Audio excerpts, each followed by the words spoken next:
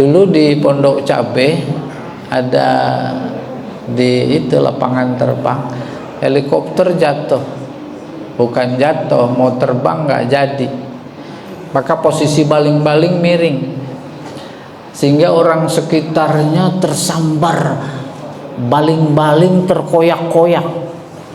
Masih ingat apa enggak ya?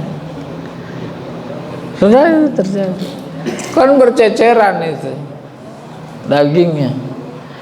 Itu yang akan sama kita dengarkan, dimandiin apa enggak.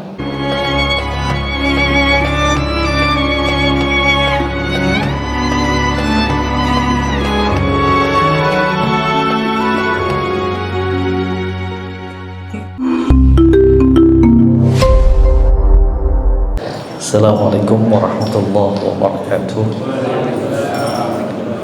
Bismillahirrahmanirrahim. Alhamdulillahilladzi khalaqal mauta wal hayata liyabluwakum ayyukum ahsanu amala. Asyhadu an la ilaha illallah wahdahu la syarika lah wa asyhadu anna Muhammadan abduhu wa rasuluh. Allahumma salli wa sallim ala sayyidina Muhammadin wa ala alihi wa ashabihi wa tabi'ina lahu wa tabi'in tabi'ina lahum bi ihsanin ila yaumiddin. Amma ba'du, fa ya ibadallah, usikum wa nafsi bitaqwallah.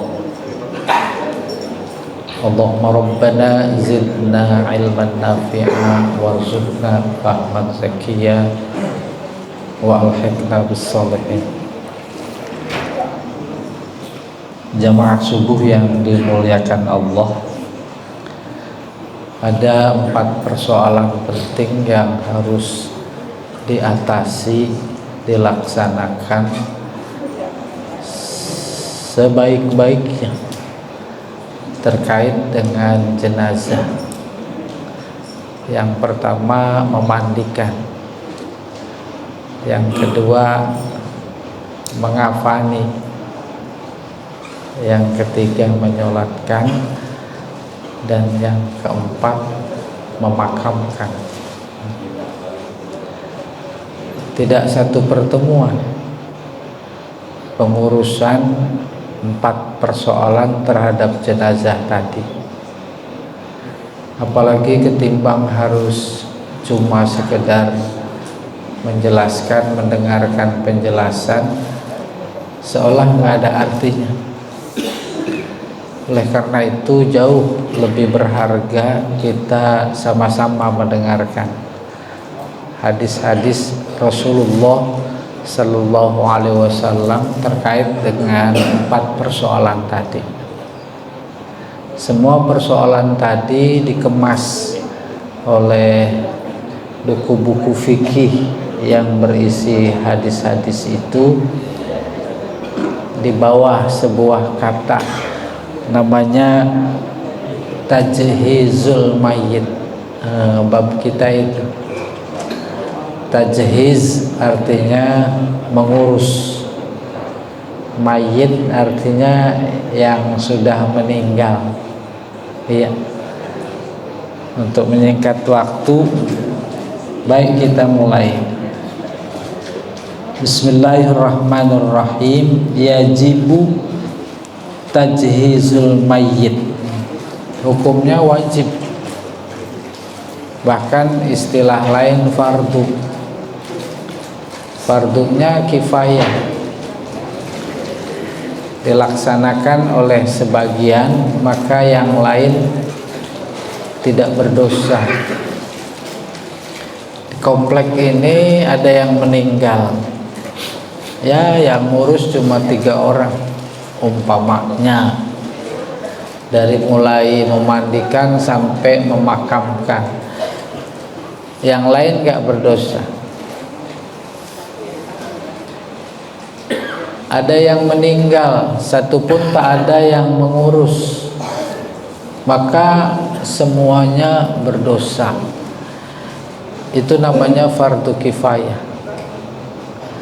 Fardu kifayah di tengah masyarakat termasuk kita disalahpahami. Fardu kifayah itu mengamalkannya, tapi kalau mempelajari ilmunya mah fardu ain. Ya atau tidak? Kita nih semua diwajibkan mempelajari ilmu terkait dengan pengurusan jenazah. Baru dilihat hubungannya.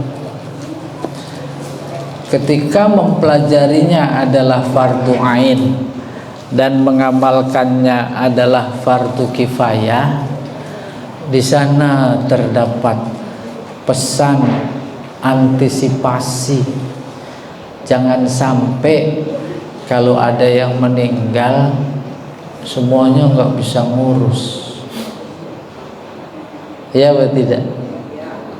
Padahal dan memang kita sadari di tengah masyarakat seolah-olah mengurus jenazah itu petugasnya disebut apa itu? Amil ya? Amil. Enggak, itu dia. Nah, itu sebuah fakta salah pemahaman bahwa fardu kifayah adalah cuma persoalan mengurus. Mulai dari memandikan, mengafani, menyolatkan, itu kewajiban si amil saja. Tuh. Padahal tidak, kewajiban kita semua mempelajari ilmunya.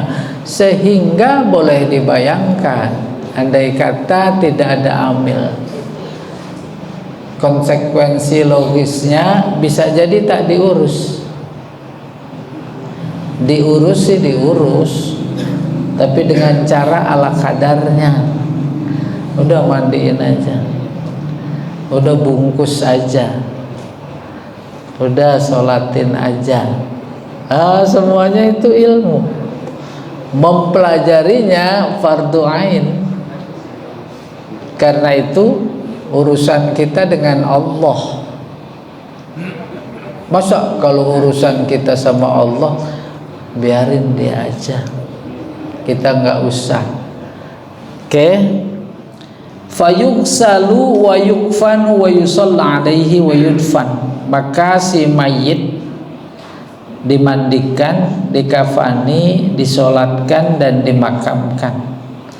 Wa tafsilu dzalika fi ma ya'ti. Rinciannya sebagai berikut. Yang pertama, ghuslul mayyit, memandikan. Hukmuhu, hukumnya. Yara jumhurul ulama anna ghuslal mayyitil muslim fardu kifayah. Mayoritas ulama berpendapat, maksudnya mayoritas, bukan ada sebagian kecil yang enggak berpendapat. Mayoritas semuanya berpendapat bahwa memandikan mayit syaratnya muslim. Apa hukumnya? Fardu kifayah. Kalau enggak muslim, ada kewajiban memandikan apa tidak? Itu jelas sekali. Muslim fardu kifayah. Idza qama bihil ba'du, apabila dilakukan oleh sebagian, saqata an jami'il mukallafin, maka yang lain gugur kewajiban. Li amri Rasulillah sallallahu alaihi wasallam, karena hadis Rasulullah. Wali muhafazatil muslimin alaihi, karena memang umat Islam itu sendiri harus menjaga kehormatan si mayit. Proses pengurusan yang disebut dengan mengurus jenazah itu kan dalam rangka menjaga kehormatan si jenazah. Kayak begitu ajaran Islam terkait dengan mayit. Baru yang kedua, man yajibu ghasluhu wa man la yajib. Siapa yang wajib dimandikan dan siapa yang tidak. Yajibu ghuslul mayyitil muslim. Kalau tidak wajib. Walaupun dia keluarga, enggak wajib. Muslim yang bagaimana? Alladzi lam yuqtal fi ma'rakah, yang tidak terbunuh dalam pertempuran. Pertempuran fisabilillah, ada perang fisabilillah, mati, itu mah nggak wajib dimandikan, ya. Biaidil kufar, mati di tangan orang kafir, musuh, boleh. Pikiran bayangkan pada peperangan di zaman Rasulullah. Nah, apakah yang kita kenal dengan syahid di zaman Rasulullah saja? Di sini tidak, sekarang tidak, ya. Nanti didiskusikan. Kemarin tahun 65 banyak yang syahid apa tidak? Dulu tahun 48 banyak yang syahid apa tidak? Nah, babnya bab jihad fi sabilillah, dan berikutnya nanti kita akan mendapat informasi. Jadi yang wajib dimandikan adalah yang muslim yang bukan syahid. Apa itu syahid? Yang mati di medan laga membela agama. Di medan laga, nggak wajib dimandikan. Oke. Ya udah, saya teruskan saja ini sesuai dengan alurnya. Yang ketiga, ghuslu ba'dil mayyit, memandikan sebagian mayit. Udah kebayang? Ada tangannya doang, mandikan apa enggak? Ini yang akan sama kita dengarkan. Dulu terjadi di zaman Rasulullah, ada burung elang itu menjatuhkan tangan karena diambil tangan syuhada, mau dimakan tapi jatuh. Dikenal oleh para sahabat, oh ini tangannya Hamzah, dilihat ada cincinnya. Itu maksudnya sebagian. Dulu di Pondok Cabe ada di itu lapangan terbang, helikopter jatuh. Bukan jatuh, mau terbang nggak jadi. Maka posisi baling-baling miring, sehingga orang sekitarnya tersambar, baling-baling terkoyak-koyak. Masih ingat apa enggak ya? Sudah terjadi. Kan berceceran itu dagingnya. Itu yang akan sama kita dengarkan. Dimandiin apa enggak? Itu. Waqtalafal fuqaha fi ghusli ba'dil mayyitil muslim. Ulama fikih beda pendapat terkait memandikan bagian tubuh seorang muslim. Fadhahaba Syafi'i wa Ahmad wa Ibnu Hazm ila annahu yughsal. Maka kemudian Imam Syafi'i, Imam Ahmad, Imam Ibnu Hazm berpendapat wajib dimandikan. Wa yukfan, dikafani. Wa yusolla, disolatin. Wa yudfan, dimakamkan. Sama seperti halnya utuh. Qala Syafi'i, balagana anna ta'iran alqayadan bi Makkah. Imam Syafi'i meriwayatkan, dia mendengar ada seekor burung melepas, lagi terbang bawa itu bagian jenazah, jatuh di Makkah. Pada saat itu ada hubungannya dengan perang Jamal. Fa'arafuha bil khatam. Maka tangan yang dijatuhkan oleh seekor burung tadi dikenal karena pakai cincin.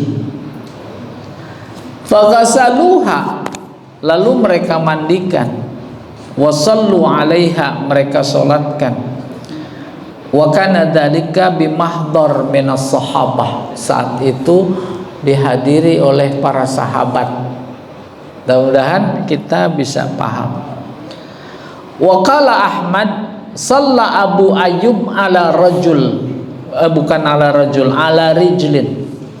Imam Ahmad menambahkan keterangan Abu Ayyub juga pernah mensolatkan kakinya doang. Ada orang tabrak kereta umpama, ada orang diterkam binatang buas umpama, sisanya kaki doang tuh ya. Wasalla Umar ala idham, bahkan Umar bin Khattab pernah melakukan sholat jenazahnya tulang belulang saja. Wa qala Ibnu Hazm, wa yusalla ala ma wujida minal mayyit al muslim.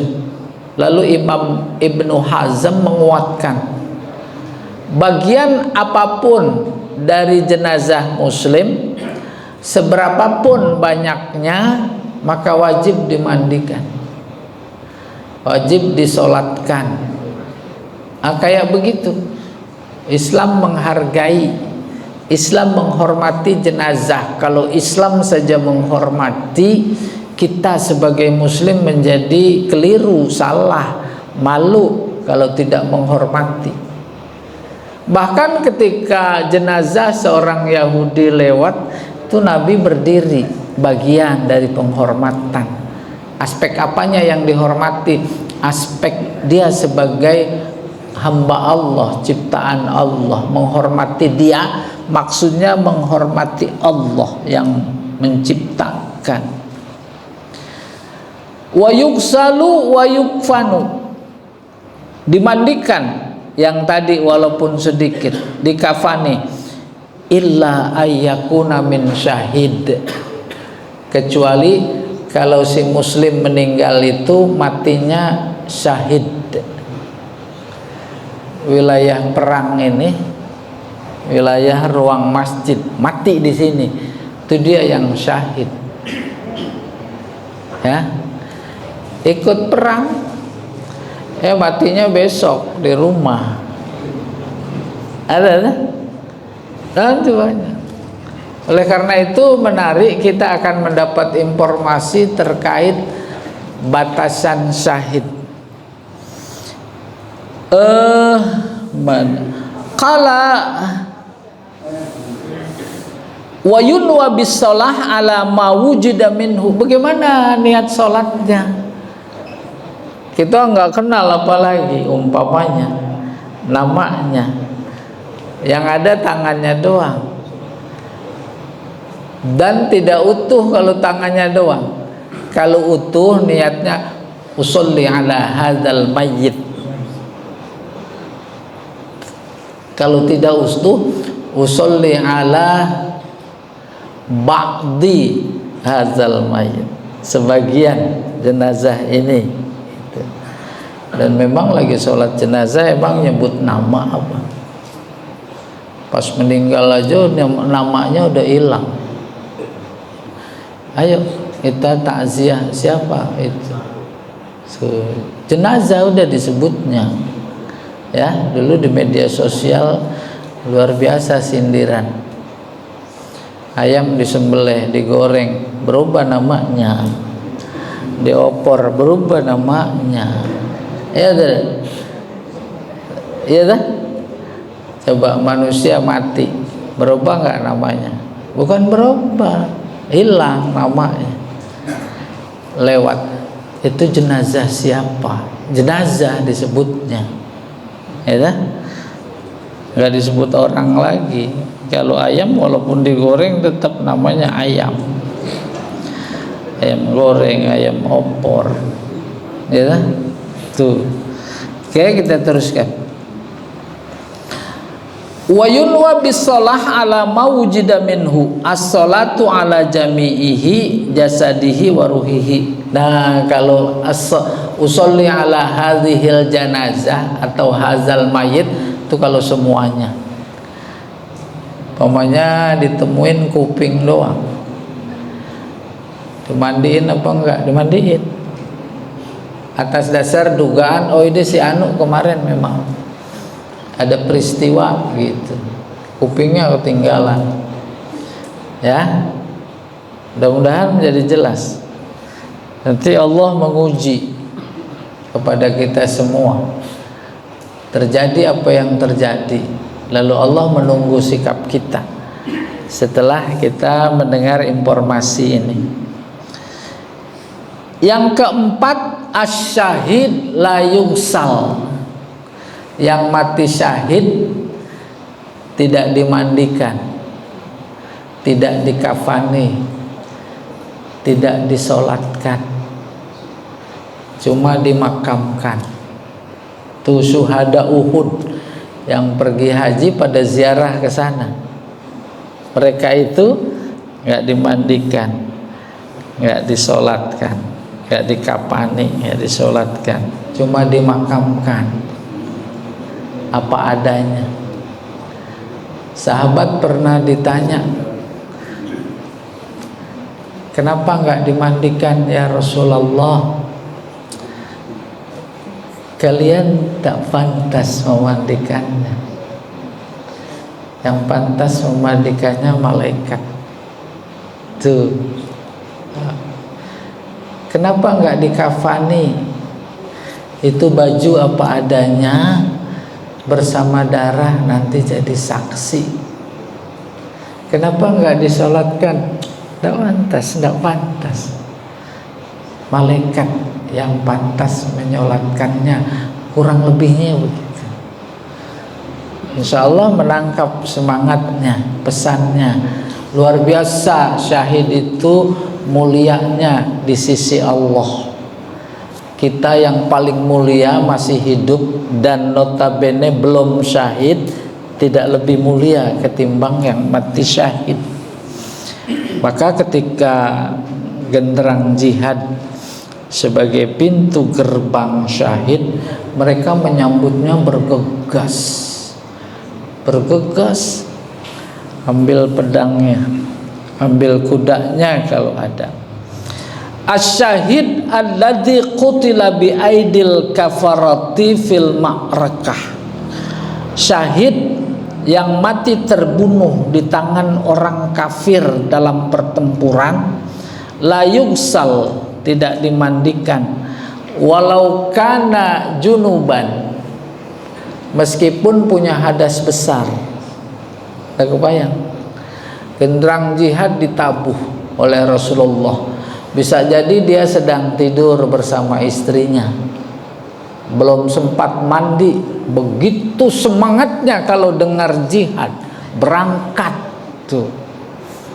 Teman nggak ada yang tahu, ilmunya diinformasikan. Andai kata enakan nggak tahu, kalau tahu bingung dimandikan apa tidak. Hadas besarnya Allah sudah antisipasi, nggak dimandikan, ya udah included pemandian jenazah. Tapi akan halnya yang mati biasa, pada umumnya kita nanti dalam bicara tentang memandikan itu sunnah ditutup dengan mandi janabah. Kenapa? Khawatir kalau dalam hidupnya ada pernah terjadi, tuh khawatir. Sunnah dimandikannya, penutupnya. Oleh karena itu setelah jenazah dimandikan janabahnya, maka posisi dirinya, badannya, fisiknya dalam keadaan suci. Lalu hubungannya dengan batal dan tidak batal, sehingga nggak boleh disium, nggak boleh dicolek lagi oleh yang bukan mahramnya, tentu lawan jenisnya. Khawatir dia jadi batal wudunya. Awas jangan salah pikiran, ya, jangan salah pikiran. Maksudnya apa? Maksudnya masa sih udah mati masih harus berwudu? ada kewajiban berwudu, tetapi lihat aspek ajaran yang diberikan. Apa itu? Dalam pandangan Islam, betapapun dia sudah meninggal, dia harus diperlakukan seperti orang hidup. Ya atau tidak? Itu orang hidup. Bahkan secara naluriah memang rasa sayang terhadap orang yang sudah meninggal itu jauh melampaui rasa sayang ketika dia hidup. Lagi dia hidup masih ada kesel-kesel juga. Kalau udah jenazah, sian. Itu kan naluri fitrah ya. Wa yukfanu fi siyabihi salihah lil kafni. Maka dia dikafani dengan baju yang dia pakai. Ya. Nggak ada istilah nggak cukup, nggak ada istilah nggak bersih. Bersih. Baju saja saat itu disikapi oleh ajaran sebagai makhluk hidup. Paham itu? Bagaimana itu kok sebagai dihormati? Baju yang dia pakai untuk jihad itu nanti dia menjadi saksi. Kita juga suka sering dengar dan hadis menjelaskan ketika meninggal saat berihram, tuh baju jadi saksi. Jamaah subuh yang dimuliakan Allah, yang bicara itu bukan cuma manusia, bukan. Ini tembok bicara, semuanya bicara. Bumi saja berbicara. Yauma idzin tuhadditsu akhbaraha. Itu hadis berbicara, ngomong. Cuma bicaranya nggak pakai huruf. Itu lumpur lapindo lagi bicara apa enggak? Bicara. Kata Allah di situ, di sini ada aku. Masuk dia bergolak sendiri, panas sendiri, nggak ada yang manasin. Apalagi surat yang sering kita baca dalam Yasin, al yauma nakhtimu ala afwahihim wa tukallimuna aydihim wa tashhadu arjuluhum bima kanu yaksibun. Nanti mulut dilakban, gitu kurang lebih maknanya. Tangan ngomong, kaki ngomong, walaupun yang disebut cuma tangan dan kaki, tapi maksudnya semua. Walaupun yang disebut dalam konteks manusia saja, tapi yang lain juga ngomong, jadi saksi. Kemarin lagi dikejar KPK, lari kemana? Nanti bumi ngomong, sini larinya. Itu ada di sini, dia ngumpet. Siapa itu yang belum ketemu? Dia mau lari kemana? Yang dia injak bumi. Makanya bumi yang ngomong. Oke. Wa yukmalu manuqisa minha. Ketika memakamkan jenazah dengan baju apa adanya, ada yang dianggap kurang, muncul rasa nggak enak rasanya, boleh ditambahin. Tambahannya nggak ada. Ada seorang jenazah syahid, tambahin ditutupin pakai rumput-rumput yang ada, pakai kertas-kertas yang ada. Itu teknis, diserahkan kepada situasi dan kondisinya. Wa yunqasu minha ma zada ala kafni sunnah. Kebetulan bajunya besar, kalau dilipat jadi problem, ya udah boleh dipotong. Itu saja. Ya. Wa yudfanu fi dimaihi, maka dia dimakamkan lengkap dengan darahnya. Wala yuksalu syai' minha. Enggak ada yang dicuci. Rawa Ahmad anna Rasulullah sallallahu alaihi wasallam qala la taghsiluhum fa inna kulla jurhin aw kulla damin yafuhu miskan yaumal qiyamah. Rasulullah bersabda, jangan kalian mandikan, sebab luka dan darah yang mengucur nanti pada hari kiamat akan semerbak, sewangi minyak misik. Tuh, jangan pakai akal. ya, walaupun pada punya akal. Pakai iman gitu. Ada medan iman, ada medan akal. Wa amara salawatullahi wasalamuhu alaihi bidafni syuhada'i Uhud. Rasulullah menyuruh memakamkan syuhada Uhud, perang Uhud. Di Madinah berangkat ke Bukit Uhud. Di perjalanan ada 300 pasukan munafik membelot. Belot. Mungkin dia nggak suka sama koalisi gitu. Awas ya, jangan belot tulah. Udah terus.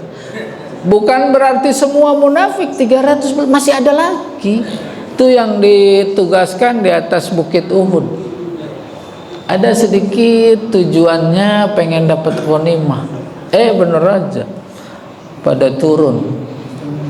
Ghanimahnya capres sekali. Itu kan ghanimah. Oke. Walam yusalla alaihim. Rasulullah memerintahkan untuk memakamkan syuhada Uhud lengkap dengan darahnya, tidak dimandikan dan tidak disolatkan. Kayak tadi gambarannya. Qala Syafi'i, la'alla tarkul ghusli was salati li anna yalqu Allaha bikulumihim. Kenapa enggak dimandikan, enggak disolatkan, enggak dikafani? Maka Imam Syafi'i berkata, bisa jadi diharapkan dia ketemu dengan Allah apa adanya. Yalqullaha bikulumihim, dia ketemu dengan Allah kulumihim, dengan apa adanya.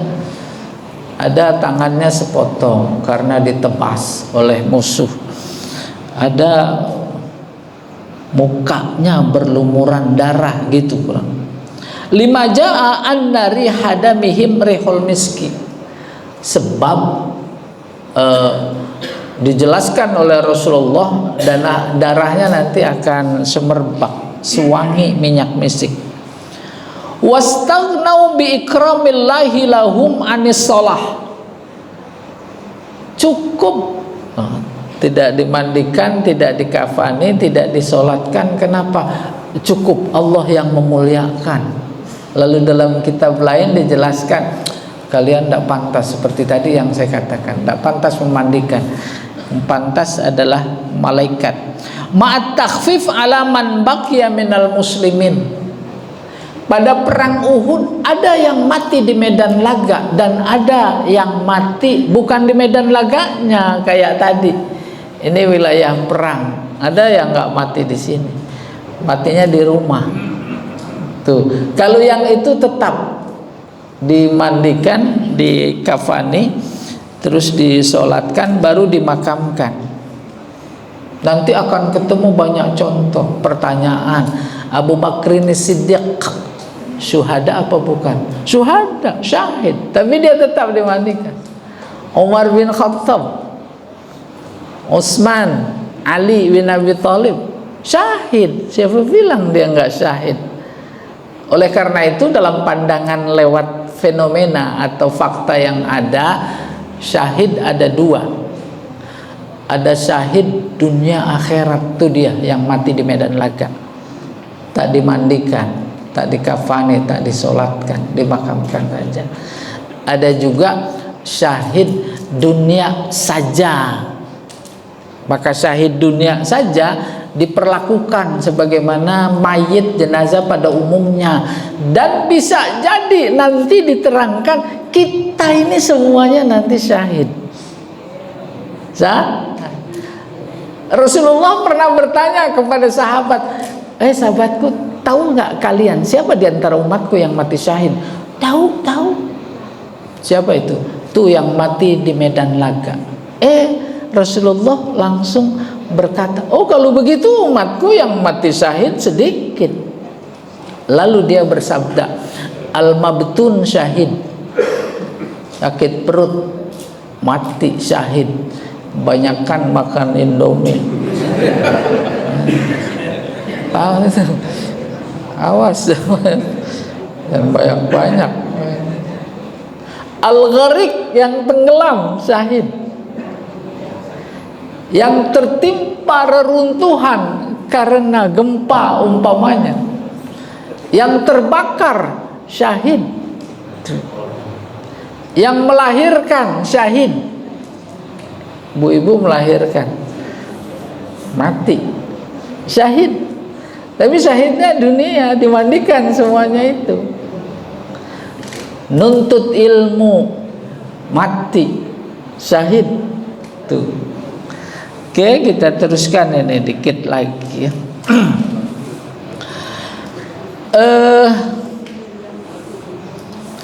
Lima yakunu fi man qatala min jarahat wa khaufi audatil adu raja'a talabihim wa hammihim bi ahlihim. Pertempuran sudah hampir habis, udah aman, dia luka cukup berat, maka kemudian atas dasar itu pulang ke keluarga untuk minta diobati, untuk minta haus, minta minum, pokoknya segala macam. Di perjalanan matinya. Nah itu tidak masuk syahid yang tidak dimandikan. Iya. Wakila al-hikmatu fi tarkis shalah alaihim annas sholata 'alal mayyit. Nah ini yang menarik. Salah satu jawaban atas pertanyaan kenapa syuhada tak dimandikan, kenapa syuhada tak dikafani, tak disolatkan. Nih dia. Al-hikmatu fi tarkis shalah alaihim, hikmah bahwa mereka tidak dimandikan, annas shalah 'alal mayyit. Salat itu kan buat mayit. Paham? Maka syuhada itu jangan bilang mati. Tuh itu. Dan memang Al-Qur'annya begitu. La tahsabanna alladziina qutilu fi sabilillahi amwat. Jangan kalian kira mereka yang terbunuh di medan laga itu mati. Tuh hebat kali. Bal ahya, tapi mereka hidup. Inda rabbihim yurzakun, diberi rizki. Kalau dalam tafsir, diberi rizki ini memberikan informasi bahwa mereka dalam pandangan kita sudah mati, mereka hidup di alam yang berbeda dan diberi rizki sama seperti kehidupannya di dunia, cuma beda alam. Tuh ahya, hidup, karena ditutup la yurzakun. Jadi ini jawaban yang cukup telak. Kenapa nggak dimandiin? Dimandiin kan mayit. Wasyahidu hayyun, syahid itu hidup. Au annas sholata syafa'ah. Atau bisa jadi jawabannya sholat itu kan syafaat. Syahid itu udah nggak perlu syafaat, udah paripurna. Di samping dinyatakan dia bukan mati tapi hidup. Wasyuhada fi ghinan anha. Tuh. Orang mati syahid itu nggak butuh syafaat dari kita dalam bentuk sholat. Kenapa sholat jenazah nggak ada ruku, ada sujud? Ntar di masjid ini kalau ada yang mimpin sholat jenazah pakai ruku, ini dia. Kenapa? Karena sholat jenazah itu doa itu. Doa salah satu bentuk syafaat. Syuhada nggak disolatkan karena dia nggak butuh bukan sombong, karena Allah memuliakannya. Li'annahum yashfa'una li ghairihim. Justru mereka itu memberi syafaat kepada orang lain. Kita sering dengar tuh minta syafaat sama syuhada Uhud. Ya atau tidak? Ya Rabbi bil Mustafa baligh maqasidana waghfir lana ma madha ya wasi'al karami. Tuh minta syafaat sama bismillah ya, sama Rasulullah. Terusannya siapa sih yang bisa? Pak, terusannya yang ada nyebut syuhada itu, syuhada apa itu ya, Pak mana, Pak Wawan nggak ada ya? Oh. Kalau nggak Pak Wawan, Pak Dirman ya. Yang menyebut ahlul badar itu minta syafaat. Jadi dia nggak disolatkan, solat fungsinya syafaat, dia nggak butuh syafaat, justru dia memberi syafaat. Itu substansinya. Rasionalisasi nggak disolatkan. Iya. Baru berikutnya asyuhada alladzina yugsalun wa yusalla alaihim. Ada syuhada tapi tetap dimandikan. Ini yang tadi disolatkan. Ada syuhada syahid dunia akhirat, ada syahid dunia, maka kita insya Allah syahid. Ini dulu, ada sisa waktu, barangkali ada yang mau nambahin, ada yang mau dimandiin juga boleh. Lah kan ini Pak Anwar silahkan. Assalamualaikum warahmatullahi wabarakatuh. Assalamualaikum warahmatullahi wabarakatuh. Tadi disinggung tentang bagian-bagian tubuh yang terpisah dari syahid itu disolatkan juga. Nah, bagaimana kalau misalnya yang berjuang dengan Allah itu misalnya terpisah ini apa namanya tangannya tapi belum meninggal, atau juga misalnya dalam keseharian kita melihat misalnya amputasi di rumah sakit, ya amputasi, apakah bagian tubuh itu juga disolatkan? Terima kasih.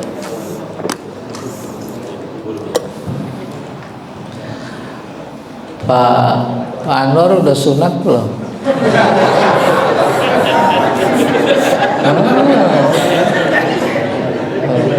Kalau nanya mikir dulu. Jadi kalau bagian itu disolatkan, dimandikan karena sudah mati. Ya, kalau masih hidup nggak usah. Iya, bagus pertanyaannya. biar dia kapok nanya. Ada lagi yang lain? Iya, yang lain barangkali. Assalamualaikum Pak Ustaz. Waalaikumsalam. Dalam tataran praktek proses kematian itu apakah dibolehkan budaya lokal ikut serta di dalamnya? Ya misalnya contohnya di Betawi itu kalau meninggal misalnya diwajibkan di kuburan 40 hari, atau di Jawa di Blodosin gitu bawahnya. Oh. Apakah itu masih bisa diterima oleh nilai-nilai Islam, oleh fikih lah? Budaya lokal tadi yang gimana contohnya? Misalnya di Betawi itu habis meninggal ada yang di kuburan di ngajiin 40 hari. Oh. Ada itu. Ada juga di Jawa mau dibawa ke kuburan, bawahnya di selusuk anak cucunya gitu. Oh iya. Atau di Sumatera Utara juga ada gitu. Iya, bagus. Kalau itu artinya masih bisa diterima. Iya. Tataran fikih atau nilai Islam. Nah, saat budaya itu memang tak bertentangan dengan syariat, itu dibenarkan.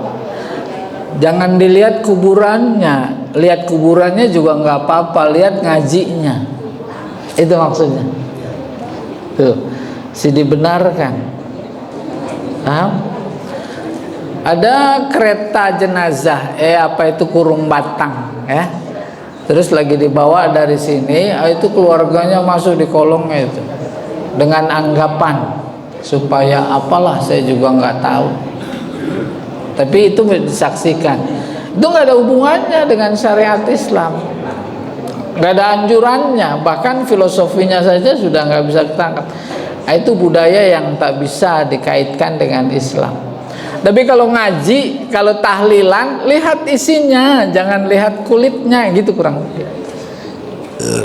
Wallahu a'lam bissawab. Ada lagi yang? Nah, udah habis. Assalamualaikum warahmatullahi wabarakatuh. Kaitan dengan jihad di perang Badar itu, kan ketika waktu itu kalau sahabat saya dianggap musuh sudah tidak datang lagi. Nah, jadi rampasan perang yang sudah ditinggalkan oleh musuh itu, jadi pemana-pemana ulun yang dari bukit yang kecil itu, mereka turun mengambil ghanimah itu. Nah, ketika mereka misalnya musuh itu kembali lagi menyerang mereka, lantas mereka pada meninggal, gimana hukumnya, apa termasuk dia? Oh iya, iya. Perangnya perang Uhud ya. Perang Badar, umat Islam mendapatkan kemenangan gemilang. Maka sebagai dendam itu perang berikutnya Uhud. Ya. Yang ditanya tadi, ada yang ditugaskan di atas bukit, jangan turun. Lihat di bawah sudah porak-poranda, musuh pada lari, dia turun. Itu yang ditanya. Yang ditanya bagaimana hukumnya, bagaimana konsekuensi di sisi Allahnya itu. Nah, itu Allah yang jawab nanti ya. Jadi cukup kita berdalil dengan innamal a'malu binniyat.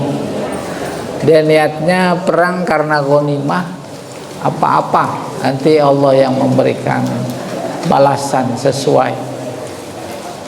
Nah, kayaknya udah mau pada pulang.